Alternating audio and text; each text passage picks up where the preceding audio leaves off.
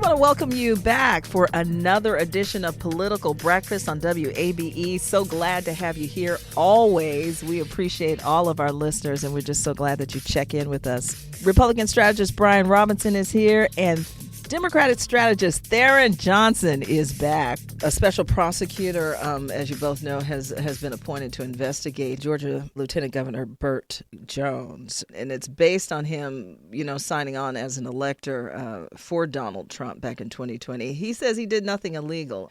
Have you guys had time to sort through this all these years later? And the fact that he's still saying he did nothing illegal here. Nothing illegal. Well, what we've waited on here is for the Prosecuting Attorneys Council leader, Pete Skandalakis, to either give this investigation to a sitting DA or do it himself. Now, as we have said here for a long time, there was no way a DA in another jurisdiction wanted to take on investigating the lieutenant governor of Georgia, someone who has a say over their budget, which comes through the state budget. It's something that's going to be impossible for them. It's a lose-lose. So, and beyond that, it just consumes resources that most jurisdictions don't have. Many of these are on a shoestring budget. And so taking on a new investigation with no new money coming in, maybe having to hire somebody to look into it, crowds out other things that local authorities want to be working on. So nobody wanted to touch this case because bad for budgets, bad for politics.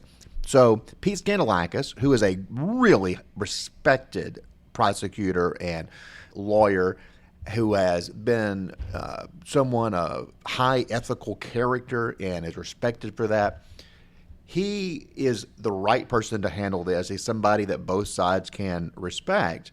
But I think what he's going to end up doing is what he did, and it was the right thing to do there, in the Officer Rolfe case, in the Rayshard Brooks shooting, and eventually drop the case. I don't think that Burt Jones is going to get indicted. I think that they're going to say there's not enough evidence here that a crime was committed. These guys did not engage in a riot. They cast their ballots, and that was the end of it. They said when the court case is done, that will determine how we go forward, and that's what happened. The court case ruled against the alternate electors, and everyone dropped it, and that should have been the end of it. So I think Skandalakis will more than likely drop the charges against Burt. I think he will do his due diligence. He will look into it. He will dot I's and cross T's. At the end of the day, I think the evidence leads to a dismissal of this case. And once that happens, it's very difficult for Fani Willis to then prosecute State Senator Sean Steele, maybe former State Republican Party Chairman David Schaefer, because basically they're being charged for the same quote-unquote offense. I agree with B-Rob. Pete Skandalakis is a well-respected prosecutor on both sides. And I just want to read what he said, Lisa. And this, to me, gives our listeners a snapshot of who this man is. And he has held a steadfast philosophy over the decades that and I'm going to read this quote. He said, if we do the right thing, we can always defend it. He said in a recent interview, he said, if it means dismissing the case, and also if it means aggressively prosecuting a certain case, or do what we believe is right in your heart. Make sure you know all the facts and of the case, and we can explain that to the public. And the public may not agree with us, but they will always appreciate knowing everything. So what that signals to me, Lisa, that's a pretty broad statement. And B-Rob has, written a lot of statements in his career, is that he's basically telling y'all, look, I've taken 2 years to look at this. And yes, it probably took a little longer than a lot of people thought. But I think that if he truly looks at the evidence and the true merits on this case, and based on his reputation, this is not just going to be something that he's just going to easily come in just with the premise of dismissing. And I know B-Rob is not, saying that, based on the limited knowledge of what we know, but I'm saying to you, so let's get into this. So the first thing is Skandalakis has definitely made us wait. And I think that he did that intentionally because he understands the magnitude of this investigation. It's so convoluted with a lot of different things because, remind our listeners, Lisa, it was proud moments for these electors that they were going in there because they thought that the election in Georgia had been stolen, right? They thought that the votes had been miscast. They thought that all these things were done wrong, that they were being led by a former president who has now, we found out, and along with his former attorney, Rudy Giuliani, was promoting a lie. They were trying to overturn democracy. They had a very baseless list of facts of why they thought that they lost the election in Georgia. So this was proud moments for these Republicans, right? And it just happened to be one of those Republicans was, and correct me if I'm wrong, B. Robbie, in 2020, he was running. No, so the election was in 2020. So he was a state senator at the time, right? And he was a state senator that we all knew, at Lisa, that was going to aspire for higher office. Now, we didn't know what he was going to run for, but Burt Jones had been a powerful Republican ally to the governor, sort of at times gone against some of his colleagues. This is the same man who had raised questions about the stability of the airport, the world's largest, most efficient airport. And so for him to lead that charge was significant for him at the time. So now, boom, 4 years later, let's talk about the political implications. If you're Burt Jones, Lieutenant Governor Burt Jones, you probably wanted this to be investigated and dealt with a long time ago. But the fact that we're talking about it now, and it replaces the Nathan Wade sort of DA Fani Willis sort of drama, and now you will see Democrats maybe start to kind of pile on. But I think that people are respecting that Pete Skandalakis will give Lieutenant Governor Burt Jones a fair and proper evaluation of the evidence. And if he doesn't bring charges, I'm sure he'll be able to explain that. But go back to his statement. He's going to do what he feels is right. But let's talk about if he does decide to press charges or move forward with Lieutenant Governor. I mean, this now could have the opportunity to hurt the Lieutenant Governor and his political chances, and the Republican Party would have to really make a decision about how they respond to him. Or, Lisa, we've seen it have the opposite effect. It will probably embolden his candidacy, right? He will probably take a Donald Trump type sort of approach to this. But if you look at the Lieutenant Governor's statement, it has been consistent. And B. Rob, you can back me up on this. I'm ready to talk about it because I've done nothing wrong, and I'm ready to basically get this over with. So the fact that he's remaining in that posture, I think, is probably the smart thing to do. Yep, absolutely. And to what Tharon's talking about, the Lieutenant Governor put out a statement as soon as this happened last week, and it was like, yeah, sure. Look all you want to, And I think that was a smart move on his part to wade in, to not look like he's hiding, to look confident. And I think that really came through in his words. And I appreciate what Tharon said about my comments. He's right. I'm not saying that Pete Skandalakis might not indict Burt Jones. I think he's going to do a fair and honest look at the facts. And if he thinks he's committed a crime, I think he'll indict him. I have faith in that judgment, and I will accept whatever he decides, because I do trust this guy because he's been around for a long time, and I saw him do the right thing. For example, as I mentioned in the Rayshard Brooks case, which was courageous at that time, even though I think it was also a relief to the community because everyone knew that Paul Howard had gone overboard with that indictment. So we'll see how that process plays out. Burt Jones doesn't seem to be too concerned about it. But let me echo and agree with Tharon on the politics. If Burt Jones is indicted, we all know what the facts are. This is not a whodunit. It's not people trying to figure out, what did Burt Jones do? We know what he did and didn't do. And it is going to embolden him. It won't hurt him politically, at least not with the party. We saw in the presidential primary, to give some bit of a parallel case, that there were legitimate people running against Donald Trump who thought there was a pathway. As soon as those indictments started falling down, Trump consumed all of the attention, and the other guys were dead in the water. I mean, those indictments killed everyone else who wasn't indicted. That was the impact of these indictments, and that may happen here. It may help Burt Jones politically. Yeah, a couple responses to that. So first and foremost, and when I'm about to say Lieutenant Governor, this is just me, hyperbole, just speculations, right? Because I know him and his staff. Yeah. I've had a pretty good working relationship with the Lieutenant Governor. Actually, we had a good session together. But let's this is a political show, right? Let's go there, Lisa. I know you want us to go there. So let's just play this out. I mean, the fact that Pete Skandalakis took 2 years to look at this and decided to take this up himself, I think speaks volumes. Right now, does that help or hurt Burt Jones? Would a district attorney been able to look at that a little differently? Maybe, maybe not.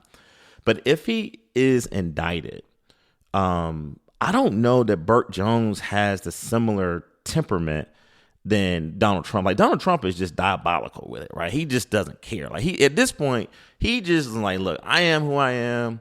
I'm gonna be who I want to be, and I'm running for president. And I think he turns into that red meat base. Burt Jones has kind of been the same now. I mean, this is a guy who has been steadfast supporter of the former president and has been trying to work with Democrats, working with his fellow senators. He gave them a lot of red meat issues that they can go back to their district and campaign on. His relationship with the speaker has been, workable. They're cordial. They're working together. So, if you're a Republican thinking about running for governor, and if Burt Jones is indicted, then how he responds to it is going to be so important because, he's already looked at as a Trump ally. Like, he's a Trump supporter. I mean, correct me if I'm wrong, B-Rob. I mean, he was with the president when he recently came to Atlanta. Where I think it may hurt him, and I've been waiting to say this, is there's so many more people out there like First Lady Marty Kemp. And I don't know if you guys talked about this. Oh, we did. Yeah. And okay, so for First Lady Marty Kemp, and this is my favorite group, Lisa. I talk about these women all the time, right? The college-educated, suburban, I don't even say white women anymore. I just say women. College-educated, suburban woman who's a disaffected Republican. That's First Lady Marty Kemp, right? And I don't want to put words in her mouth. I'm only repeating what she said, that she will not be voting for Donald Trump, and she's going to write her husband in as a presidential candidate. If Burt Jones is trying to become governor of Georgia, I think he's pretty well positioned to be the Trump nominee. Like, he's Trump's guy. But if he gets indicted and how he handles that, I'm giving him a bit. I think he's just a different kind of person. If you talk to him, he's always trying to figure out ways to work together, right? I mean, he's, reaching across the aisle. He's talking about HBCUs. He's talking about workforce housing. And so does that help him with his long-term goal? But the question is what will Democrats do, right? If, Democrats have been pretty silent on this, Lisa. Have been a lot of outrage. You can even hear my tone. I'm not out here like, go indict the lieutenant governor. No. We're not saying that. So it depends on what will Democrats do if he were to indict. And even if he's not indicted, I still think people will say you were investigated for your participation in what many may assume is a fake elector process. But ultimately, to me, the media is going to pay very close attention to this because it seems like the trial is getting a little bit more focus on the actual prosecutorial, methods of prosecuting somebody and giving the defendants the opportunity to defend themselves. And we got to really see, does Skandalakis take a longer time to do with the public? But I think that if he's going to have to be transparent, and I just go back to his statement, he's going to do what he thinks is right, and he's going to communicate with the public. And so, but Burt Jones has a good defense team from what I'm hearing. He got a good group of lawyers, and they've been waiting on this day for him to have an opportunity to really answer some tough questions. I'm sure Burt Jones's lawyers are locked and loaded, and I'm sure they're being well compensated. It's probably a good gig to get. But when it comes to Burt Jones and how Democrats can campaign against him, I think politically that have been better off for him to never be investigated, to never be indicted, because one, there's a backlash to it. We're seeing it happen. There's we're seeing in other cases the over prosecution. This week Trump's being in court in New York for this hush money case, which is just not good politics for Democrats. No one thinks. Well, no, even Democrats say that that's over prosecution. That there's no really even precedent for what they're doing in New York with Trump.